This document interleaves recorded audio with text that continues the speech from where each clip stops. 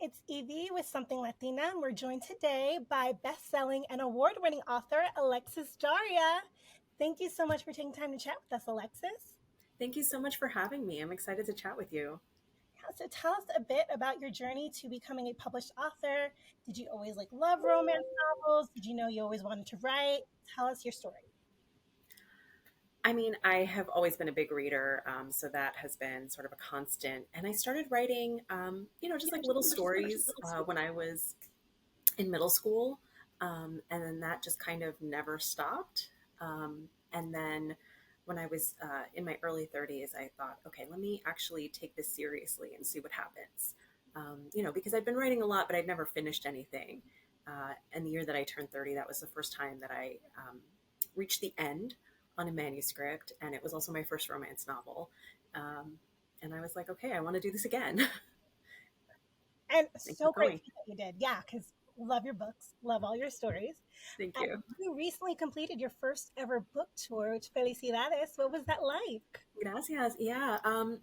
It was a whirlwind. I have a toddler, so I did come home in the middle of it, which was, um, it was good because I got to see her, and it meant that I didn't have to pack that much, because my first leg was just like a couple of stops, and then I got to repack, like do laundry and repack. But then it was also just like there was never any downtime while I was traveling and then even coming home. So it all happened very quickly and was kind of a blur. But it was really wonderful. And the best part was getting to meet readers and speak to readers about the series, and hearing what the books meant to them, because writing, can be very solitary. And, I write these books and then put them out into the world, which is nerve wracking in its own right. But I know what I'm hoping for the series and for these books, and then to be able to hear from readers that they got what I was trying to say, um, was really wonderful. Yeah, I wanted to talk to you a little bit about that. So, the romance community, it's really tight knit, super loyal. What does it mean to you to be so well received by that community? And not just that, but as a Latina author, writing stories about Latina characters? I think the best thing that I've heard from readers is, some readers who are new to romance, or some who've been reading romance for a long time, but when they say that mine are the first books where they either saw Latina characters or saw Puerto Rican characters, and then that led them to finding other authors, that to me is the best. Or then they, found the romance genre through my books. I just love to hear that as well. I love that. And so, what's really interesting to me about this latest series of yours is that you wrote three standalone novels, but they come together to tell this overarching story of these three cousins. So, what inspired you to tell the story of the Primas of Power, and what was that creative process like? I think that the cousin relationship can be so special. And from the beginning, that was something that I wanted to write, because in romance, there's a lot of series, there's a lot of trilogies where it's like three siblings or three best friends, things like that. And I felt like I didn't see cousins as often. And specifically, I wanted to write about a trio of Boricua cousins in New York City from the Bronx, um, and what their bond was like, as well as the sort of different blocks against love that they had, um, coming from the same family, and really seeing how that experience shaped each of them differently and how they supported each other. So that was the goal from the very beginning. I love that. And it's so interesting too, because I think a lot of time in Latina families, your cousin isn't just your cousin. That's someone that's like a sibling to you. You grow up Yeah. really close. So for me, at least, reading it, this is the first time that I've ever seen that in a book. I'm like, I know that relationship. I have a cousin like that. So you do a really incredible job with representation and just weaving it into the story. I think so many times, diversity, it just feels like someone's checking a box. But with you, it's such they're characters you can relate to, you can identify it in your life, you kind of understand the familial relationships that you're presenting in these stories. Why was it so important to you to incorporate that? I think family. So okay, so there was a lot in that question. I'm just trying to tease out all the threads. So for there's the family side of it, right? And like you said about cousins, they're sort of your first friends, and it's like your best cousins are like more than a friend, but also more than family. So, like I said, I think that that's a special bond, and it was one that I wanted to explore in the books, as well as this idea that even the people that you tell everything to, you don't tell them everything, and why and what that means, and what happens when things come out, as well as what it's like to be part of a big family that is ultimately loving, but very complicated, and has those complicated dynamics that are intergenerational, and when you're trying to change things, the challenges but also the rewards of trying to do things differently. So it was really important for me to show all of that on the page. It is a challenge to do, partly because I think it's so personal, and some of it is, okay, is this sort of a common thing, or is this just my family? And wanting to show it in a way that feels real, but isn't stereotypical, and isn't negative, but also isn't unrealistic. Not shying away from, like I said, those complicated dynamics, and unpacking it to a place where we do feel like we're at a happily ever after, with the family at the end of each book in the series. So it was a lot, and it was important for me to do. That was, the goal of this series, as well as telling a fun and sexy romance. So, real easy stuff. Yeah, very lighthearted. So before we dive into it, just tell our viewers who are watching this a little bit about Alon Came Amor, what's it about. So, Along Came Amor is the third book in the Primas of Power series. It centers around Ava. So, the first two books, You Had Me Hola, features Jasmine. Uh, A Lot Like Adiós is the second book, and it features Michelle. And then Ava is the third cousin. She is recently divorced. It's been a while since she separated from her ex husband, but the divorce has just been finalized on page one in the book. And Ava is feeling really alone and isolated. By virtue of being the third book in the series, her two cousins have just paired off in the previous books. Not a spoiler, these are romance novels, we know how they end. And she meets this man right at this point where she's like determined to do something different with her life, and being new Ava. And she meets Roman, and Roman is sort of exactly what she needs, but she is not ready for him, or for this relationship that he could offer her just yet. So over the course of the book, they find out that he is the best man in Jasmine's wedding. Ava is the maid of honor. They spark up a fling before that point, and then when Ava finds out that he's in the wedding, that really causes some problems for her. To put it mildly. Yeah. Is there a reason why you opted to tell Ava's story last? And what was the experience of writing her story like for you? Ava needed more time than the others. Jasmine really was ready for love. She wanted it, but she was just sort of looking in all of the wrong places and going about it um, in a way that wasn't healthy for her. So she was the first book. Michelle sort of had the mindset that love was for other people, and she believed that it existed for other people, but just didn't think that she was ever going to have it. And her happily ever after looked very different from the traditional one that their family envisioned for them, right? With the marriage and kids and all of that stuff. And Ava already had that, right? She had her happily ever after, and she was on that track. And even if she wasn't completely satisfied with her life, she was committed to seeing it through. So when her ex husband one day just says, I don't want to be married to you anymore, it really throws her for a loop. And so she needed that time to move past those feelings, no longer wanting him, realizing that it wasn't a great relationship for her, but she doesn't know what's next. So I had to get her to that point. Um, and because her journey was the hardest, she needed to be the last book. I love that. And so like I absolutely love this book.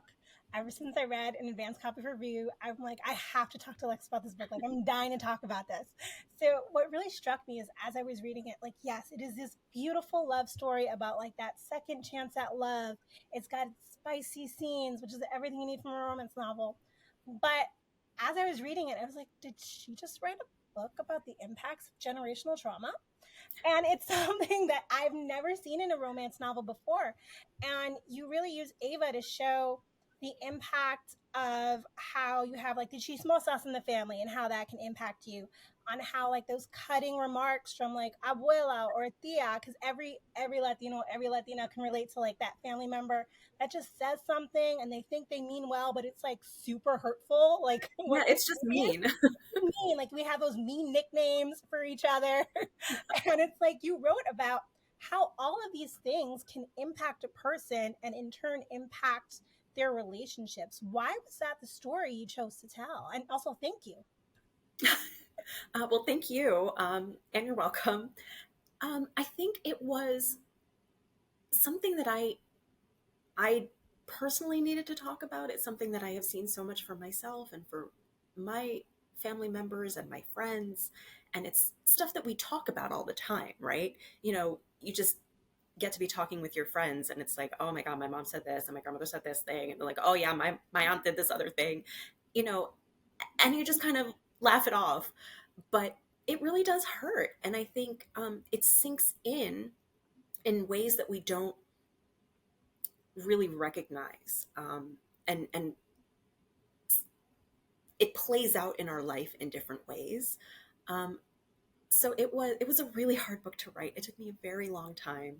I also had a baby in the middle of it, so it's kind of took me off track a little bit, but also made it even more important to dig into these topics and see like why are things that way, rather than just saying this is how they are. Why are they that way? How does it affect us? What does it mean? And what can we do about it, if anything? And writing it from Ava's perspective, Ava is a very different character than I am, right? My response to my family is very different from hers. There were a lot of lines that I had to rewrite because I was like, Alexis, Ava wouldn't say that to her grandmother.